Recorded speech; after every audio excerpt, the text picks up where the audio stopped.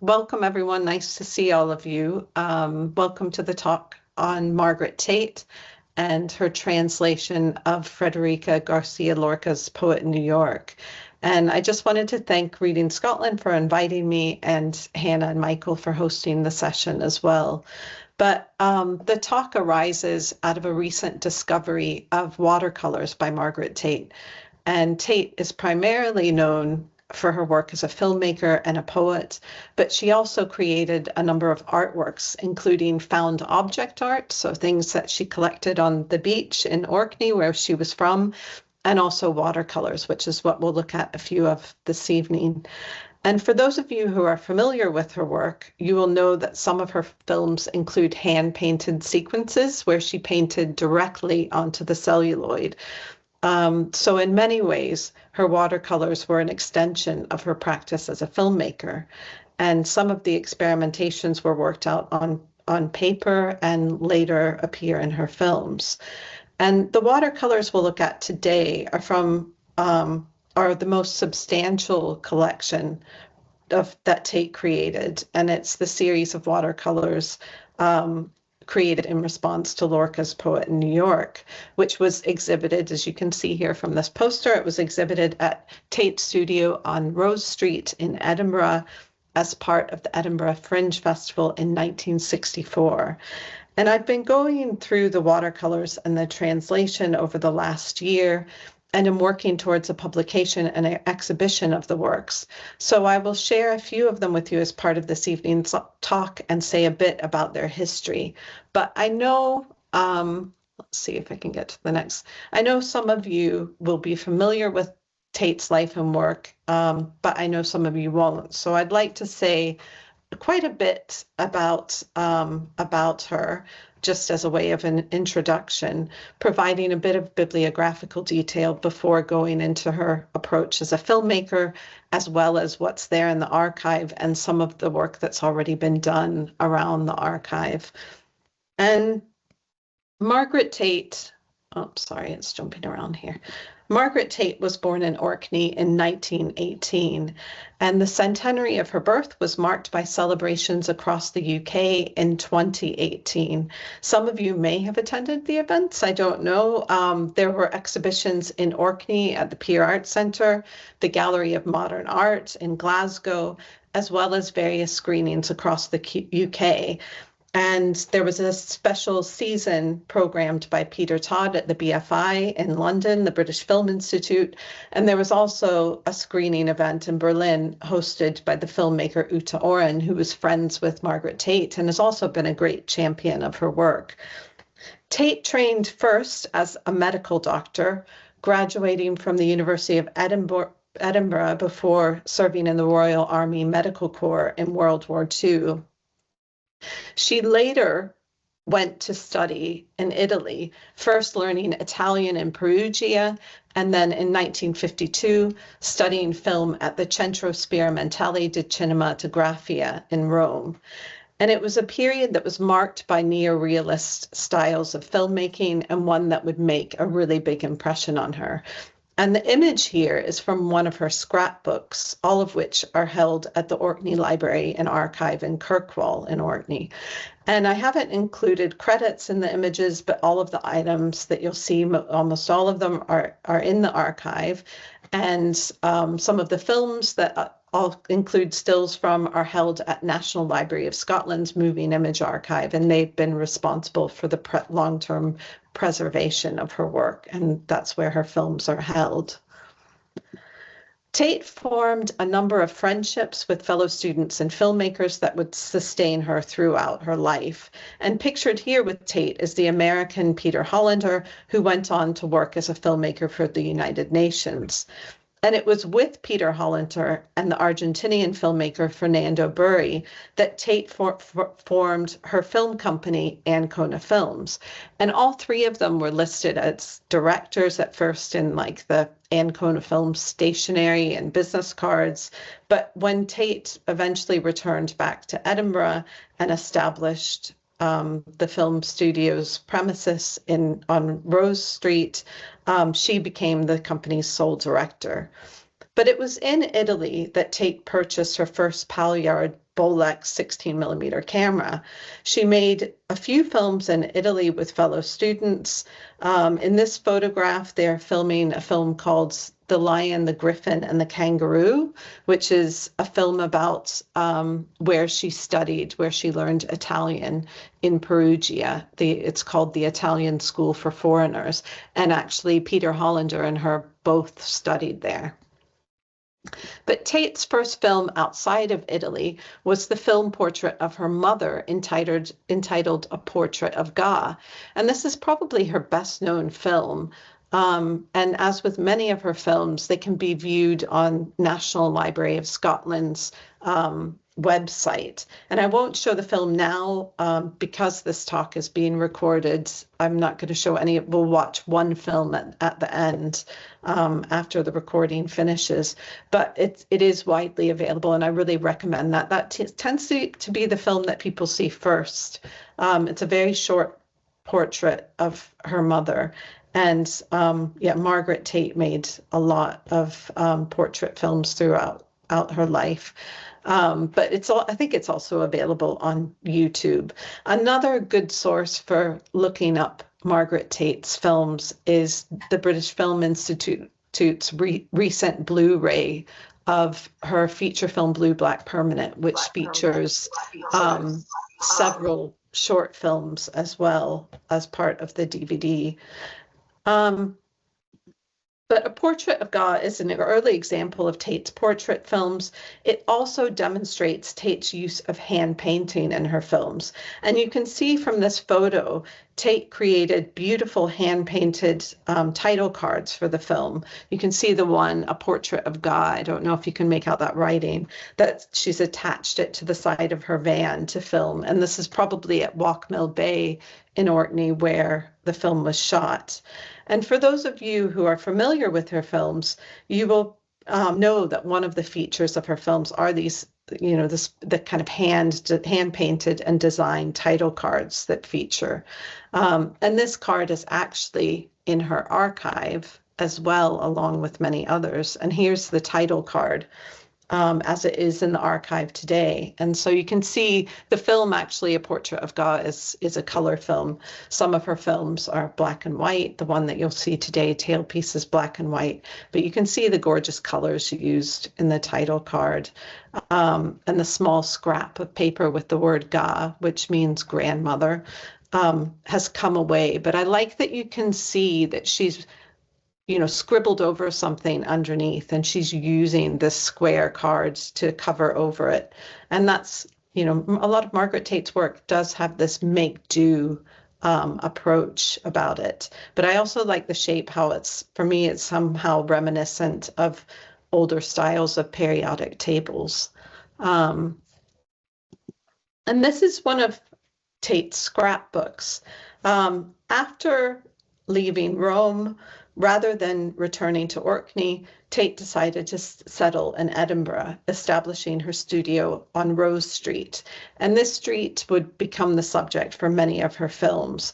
And here in another of her scrapbooks are stills from her Rose Street film, as well as on the right, you can see a still from her film, The Leaden Echo and the Golden Echo, which is her filmic interpretation of a poem by Gerard Manley Hopkins. And she also experimented with creating what she called film poems, which some of them, like The Leaden Echo and the Golden Echo, is a kind of filmic interpretation of a poem.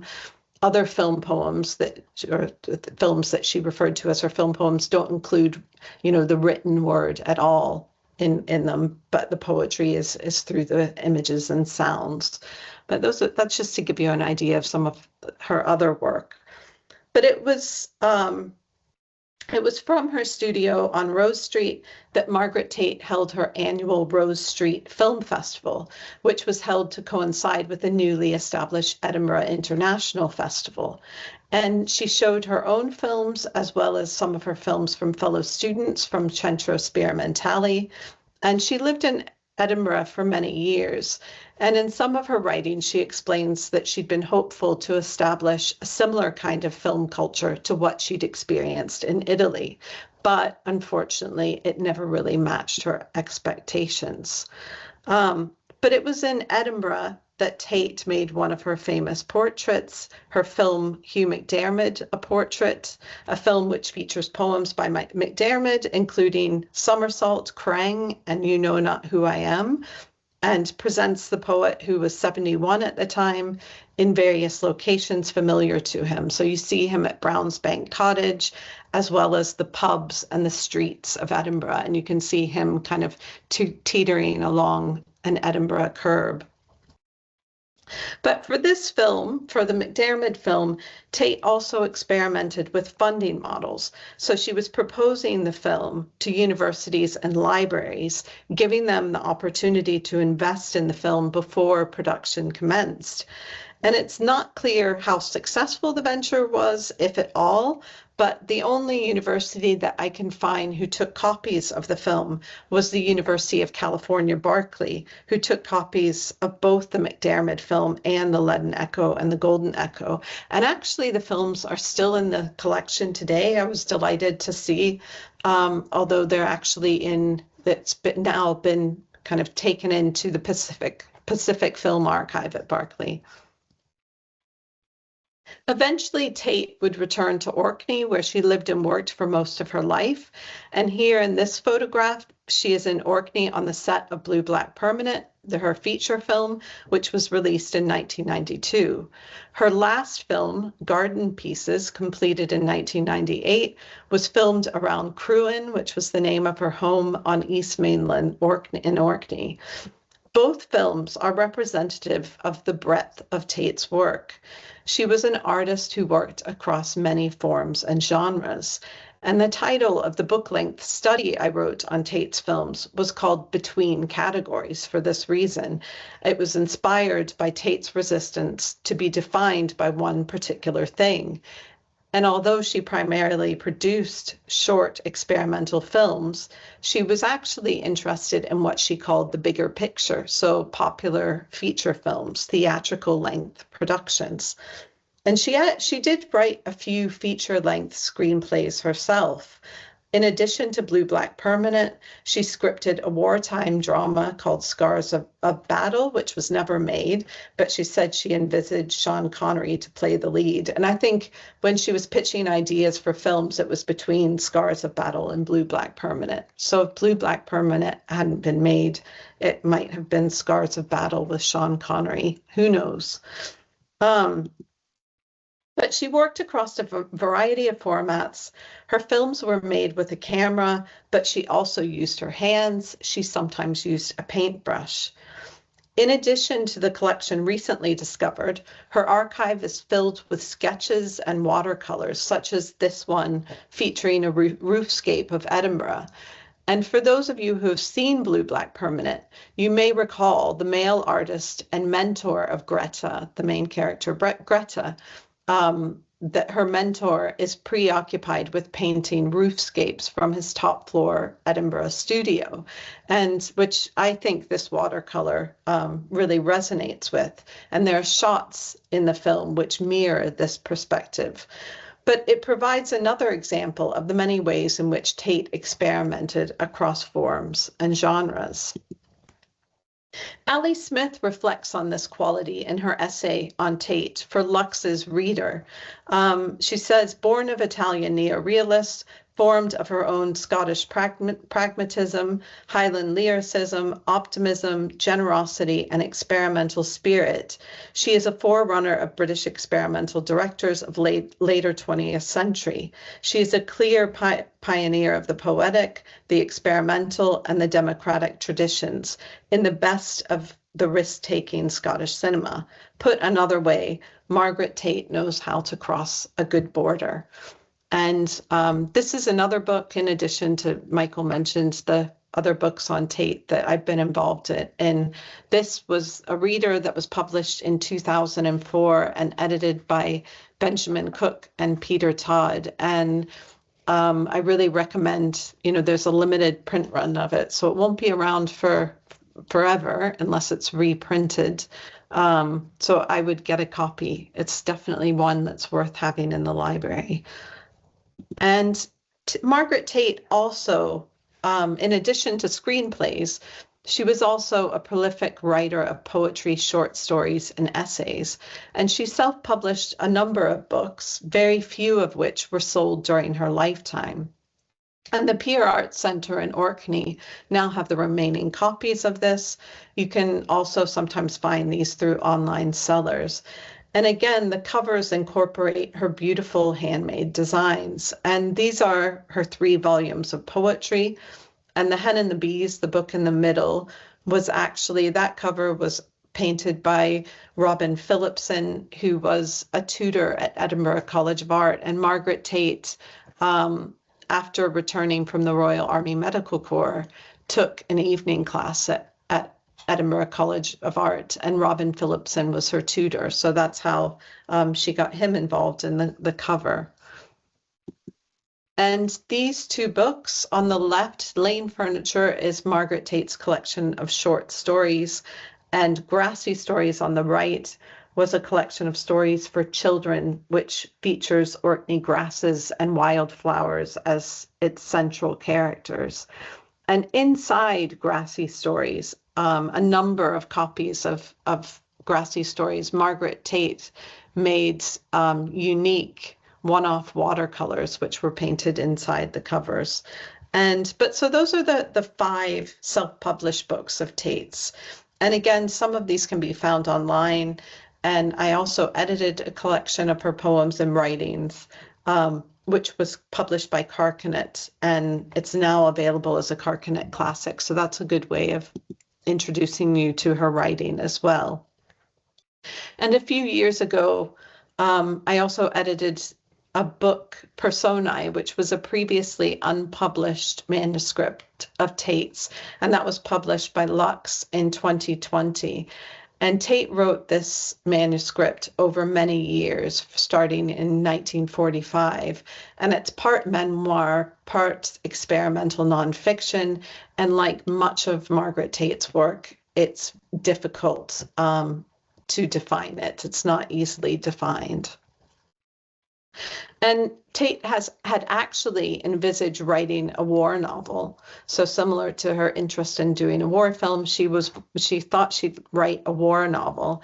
And the most substantial manuscript was based on Tait's experiences serving in the Royal Army Medical Corps during World War II while stationed in northern India. And it went through a few different drafts and was under different titles, including All in Green, which you see written on the front of the folder here. And she also used the title The Lily White Boys.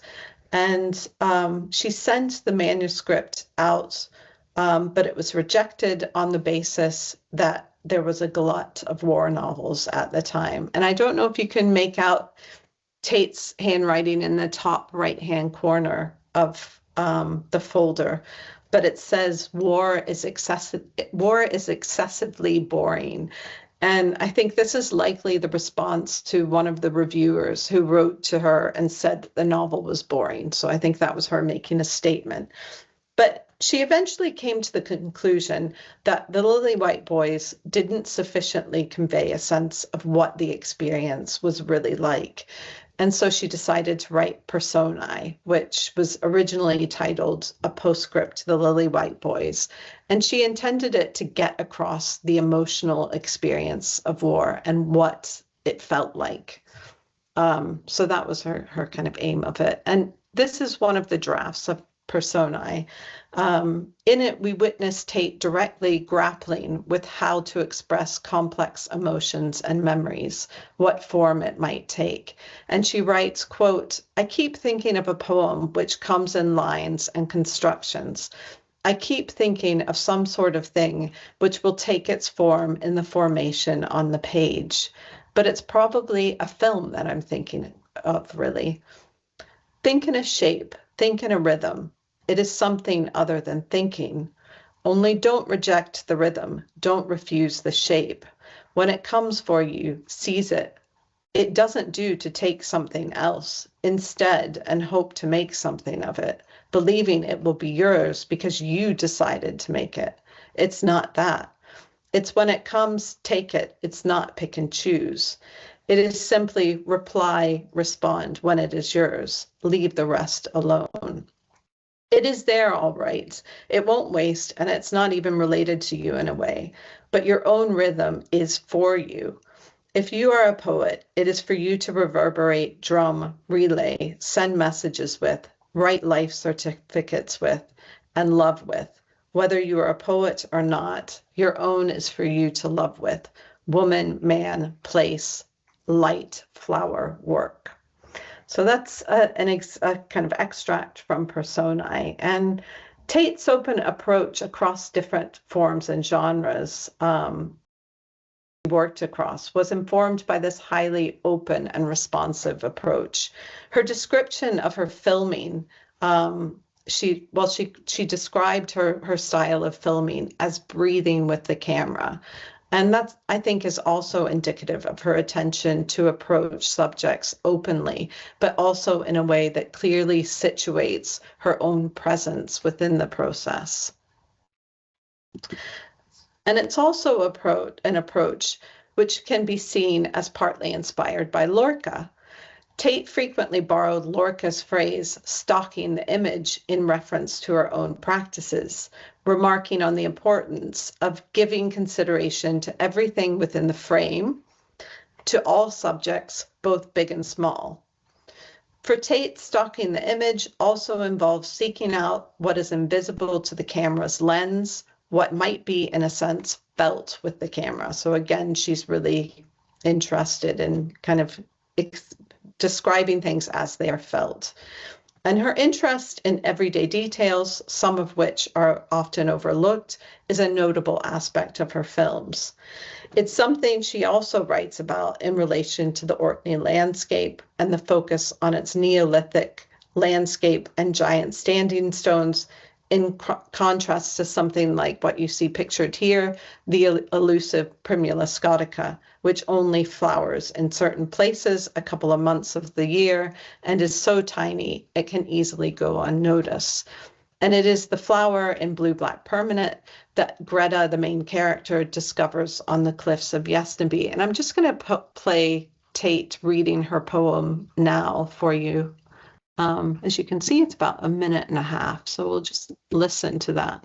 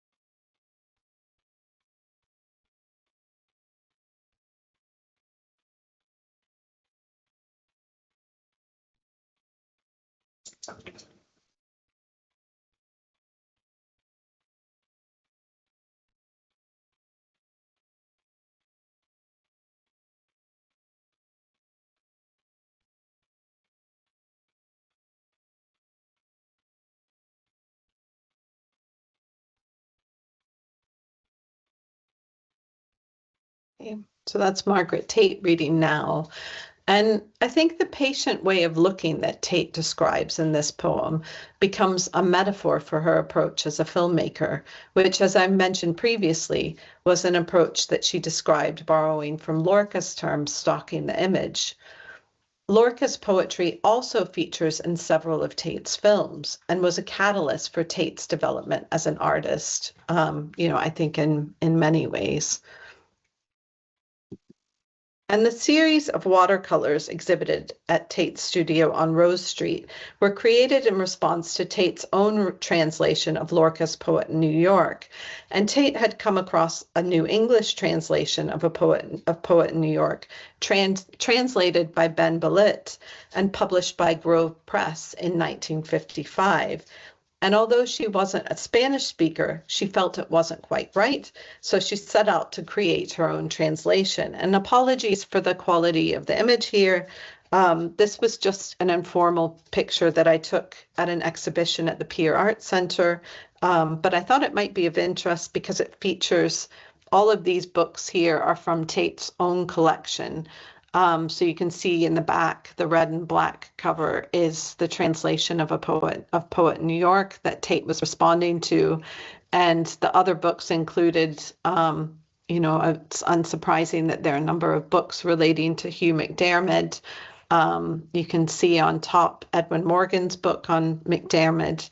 And the Pier now holds the collection of Margaret Tait and her husband, Alec Peary, that both of them, their entire collection has gone into the Pier Art Center as a reference.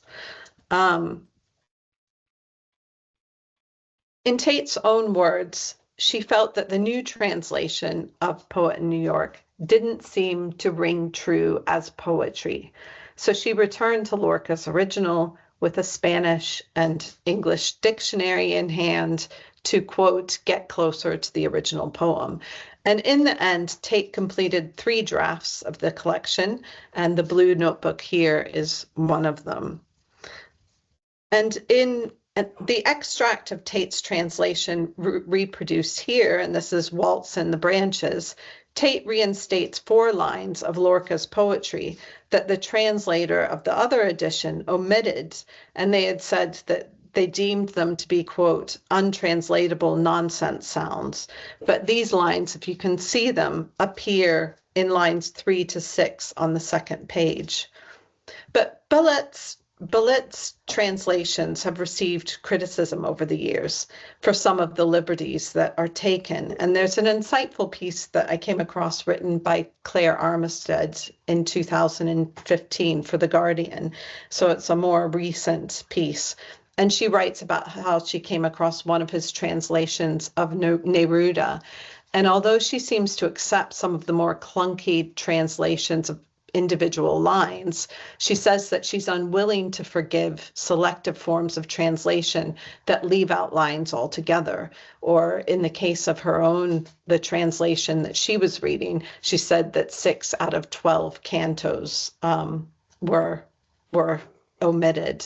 And in the end, Armistead suggests doing just what Tait did, and that's to go back to the original.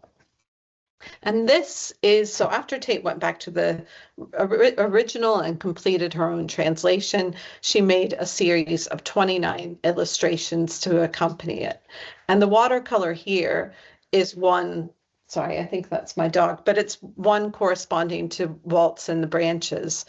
It was part of a small collection of watercolors that went to the Pier Art Center after the death of Tait's husband, Alec Peary, in 2016.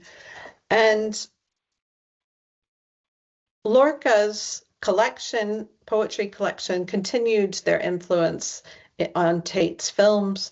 For instance, in Tailpiece, which we'll see at the end of today, the unsatisfactory translation that originally spurred Tait on to do her own lies on the window ledge in the film. And you can see that on the left-hand side, a copy of the translation is featured in the film. And what you see here are handmade program notes. Tait often made these kind of program notes to accompany her own films. But the film also features, as you'll see, a few words from her own translation that are spoken on the soundtrack. And as Tait's camera roves around the family home, the soundtrack is similarly searching as fragmentary lines of the translation are recited by Tait. And you'll hear lines like, a fish swam in the moon, meantime, meantime. Lorca's words, like the children's riddles that you also hear on the soundtrack, and there's not a lot of dialogue. There aren't subtitles for this film. You'll hear the sound of children speaking riddles, of the lines from Lorca, but there's not a lot that you really need in order to access the film. But all of these sounds that you hear in relation to Buckcoy House, which this film is a portrait of, and it was Tait's family home, and she's capturing it before the family move out of it. All of these sounds are a way for Tait to express kind of things that might be seen as inexpressible. They're fragments which, perhaps come up as, almost like individual memories, that you feel a real sense of layering of time in the film. But when describing her use of Lorca's lines in the film, Tait said that the words were meant to float through the film. And that's a quote from her, that they float through the film. But this way of working, moving from pen to paintbrush to camera, is something, as I said before, that characterizes much of her work. Even some of her writings will sometimes include drawings or little illustrations that are integrated into the text. And you'll also see in this film that Tait makes a rare appearance. And although Tait is never the direct subject of her own films, you occasionally catch glimpses of her in reflections and shadows as she is filming with her camera. So here we see her reflected in the mirror at the family home, using the camera in its handheld fashion, holding it up close to her body. So it's quite an intimate relationship. It's almost a kind of extension of her own body, and offers a good demonstration of this kind of approach that she describes as breathing with the camera. And, and also her approach that she described using Lorca's term of stalking the image is also connected to this, as you'll see in the film. I think I need to pick up my dog. I'm sorry.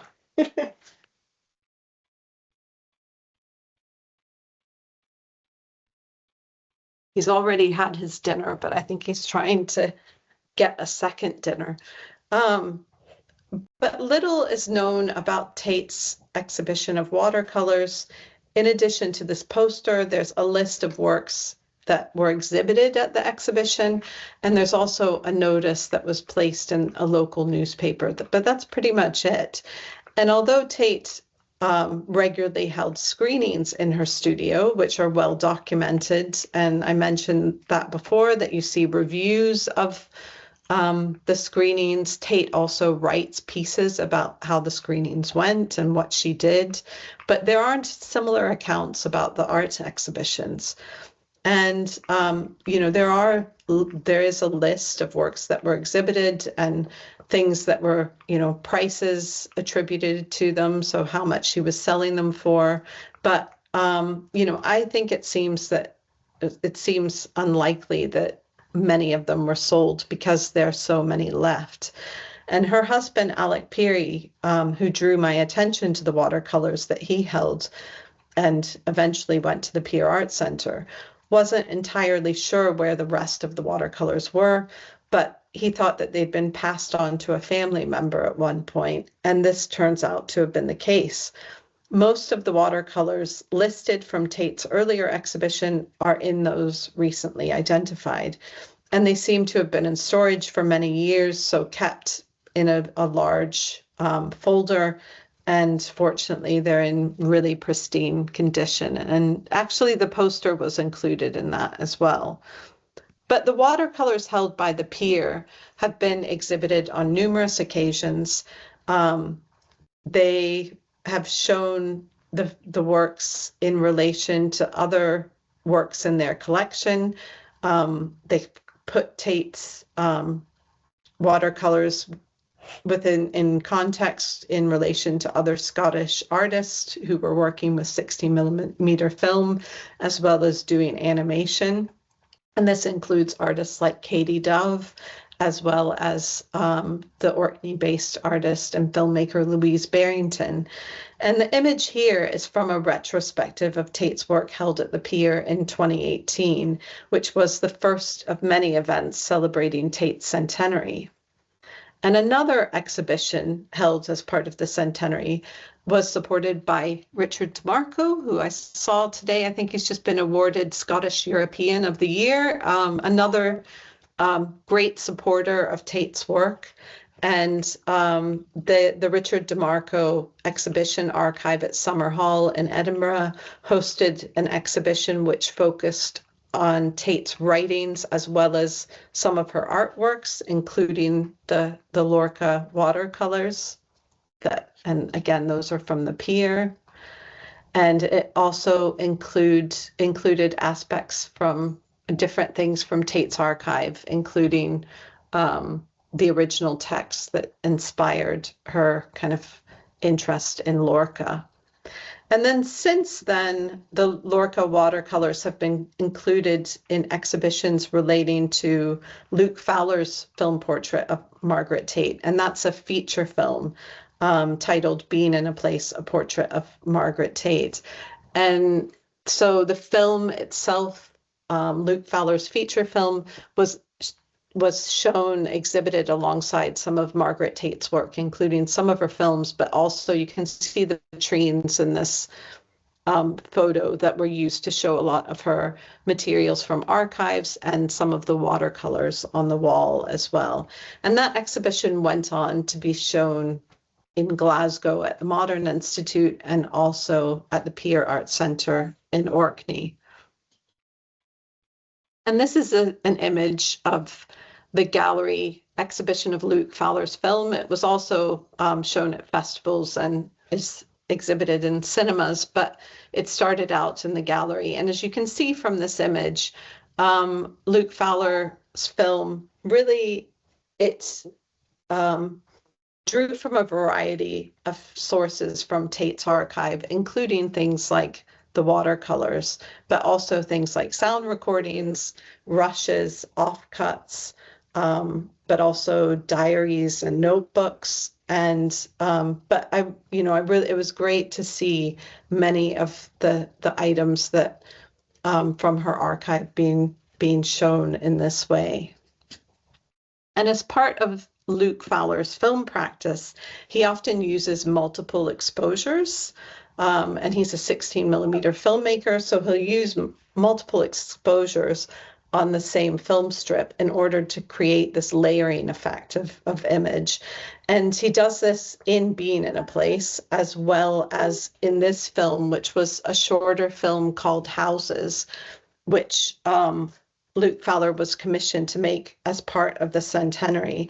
And you can see here there's a layering. He's focusing on Margaret Tait's diaries in this film. And he layers that, he kind of situates the archival documents within the landscape of where Tait lived and worked. So he, here you can see that image of one of Tait's houses, as well as some of the surrounding landscape. So it's a really interesting way to reflect on items in the archive in a way that isn't just about reading the content of a diary.